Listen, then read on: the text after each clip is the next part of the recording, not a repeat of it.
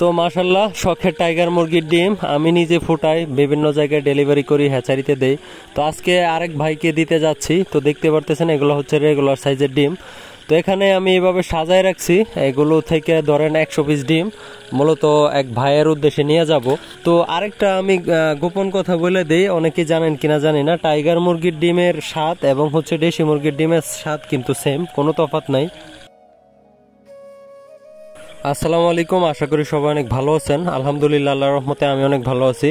তো দেখতে পারতেছেন অনেকগুলো ডিম দেখা যাচ্ছে, এখানে প্রায় 110টা ডিম আছে।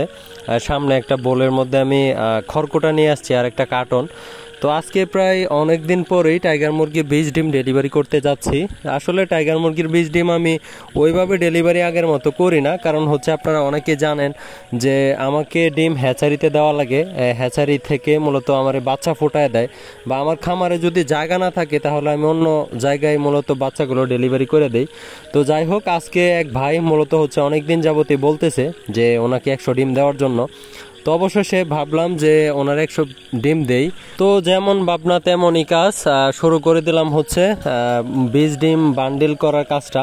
তো আপনারা জানেন যে আমি আগে মূলত ডেলিভারি করতাম হচ্ছে ফলের ঝুড়ি দিয়ে। তো যেহেতু হুটহাট ডেলিভারিগুলো করতেছি, এজন্য ওই রকম ঝুড়িও নাই। তো একটা কার্টন ছিল আমার কাছে, এবং কার্টনের মধ্যে মূলত খড়কুটা ভরে আমি একটা একটা করে ডিম এখান থেকে বাইসা বাইসা ওনার 100 ডিম দিব। তো যাই হোক, আমি একটা ডিম আপনাদেরকে হাতে নিয়ে দেখাই। দেখতে পারতেছেন এটা হচ্ছে রেগুলার সাইজের ডিম। টাইগার মুরগির ডিম কিন্তু আরও বড় হয়।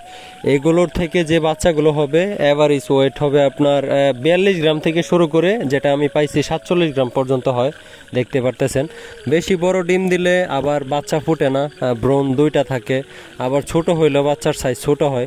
এই বিষয়গুলো একটু বিবেচনায় রাখতে হয়। তো এই হচ্ছে ডিম, দেখতে পারতেছেন। তো ডিমের মধ্যে আসলে আমি যেহেতু নর্মালি ডিম পাড়াই, এই জন্য হালকা পাতলা তুষ লাগা যায়। তো মোটামুটি আপনাদের সাথে কথা বলতে বলতে আমার এক সারি ডিম বসানো শেষ। আর ডিমগুলো মূলত আমি ফ্রিজের মধ্যে সংরক্ষণ করি, কারণ ফ্রিজের মধ্যে সংরক্ষণ করলে 7 থেকে 10 দিন সংরক্ষণ করা যায়। এমনিতে নর্মালি 2-3 দিন থাকে, তারপরে যেহেতু এখন গরমকাল, ফ্রিজের মধ্যে সংরক্ষণ করলে ডিম আপনার কোনো প্রকার রিস্কে থাকে না। তো যাই হোক, খড়কুটা দিয়ে দিলাম, দেখতে পারতেছেন।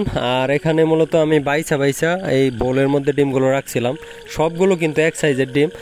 তো মাঝে মধ্যে মুরগি ছোট ডিমও পারে, ছোট ডিম আমি কাউকেই দিই না, কারণ টাইগার মুরগির ডিমের স্বাদ কিন্তু সেম দেশি মুরগির মতোই। দেখতে পারতেছেন এইভাবে কিন্তু একটা একটা ডিম আগে মুইসা নিতেছি। তো যে কথা বলতেছিলাম, অনেকেই জানেন কিনা জানি না, টাইগার মুরগির ডিমের স্বাদ আর দেশি মুরগির ডিমের স্বাদ কিন্তু সেম, কোনো পার্থক্য নাই। মানে আপনার কাছে এই একরকমই লাগবে।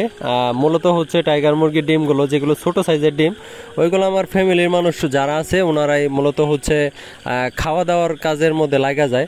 আর বড় যেগুলো এক সাইজের ডিম, ওইগুলো আমি হ্যাচারিতে দেই, অনেক সময় অনেক জায়গায় ডেলিভারি করি। তো আমার কাছে অনেকে ডিম চায়, কিন্তু আমি দিতে পারি না, সেজন্য আন্তরিকভাবে দুঃখিত।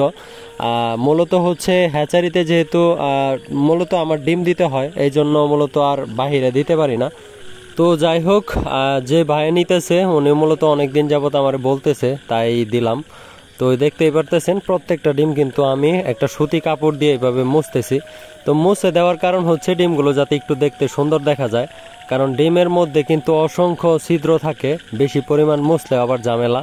কারণ ডিম আমি যেভাবে মূলত হচ্ছে সংগ্রহ করি ওইভাবে এইভাবে আইনা রাখা দিই, পরবর্তীতে ফ্রিজের মধ্যে এইভাবেই থাকে।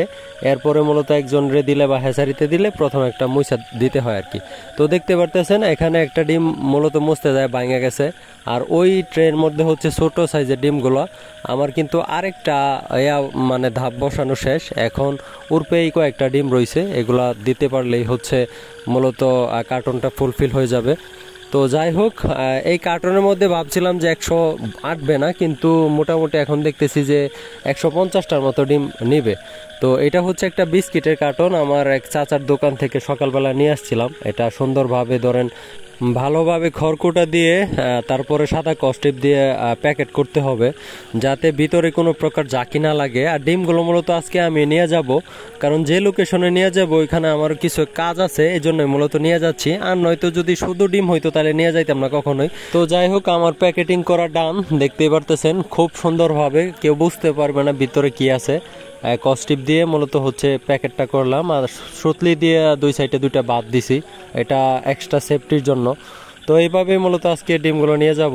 তো এখানে আর কথা বাড়াচ্ছি না, দেখা হচ্ছে ওই লোকেশনে গিয়ে। তো মোটামুটি 3 ঘন্টার ব্যবধানে চলে আসলাম। দেখতে পারতেছেন মাওনা জেনারেল অফিস, এটা হচ্ছে অবদার মোড় নামে পরিচিত, এখানে বিদ্যুৎ অফিস একটা।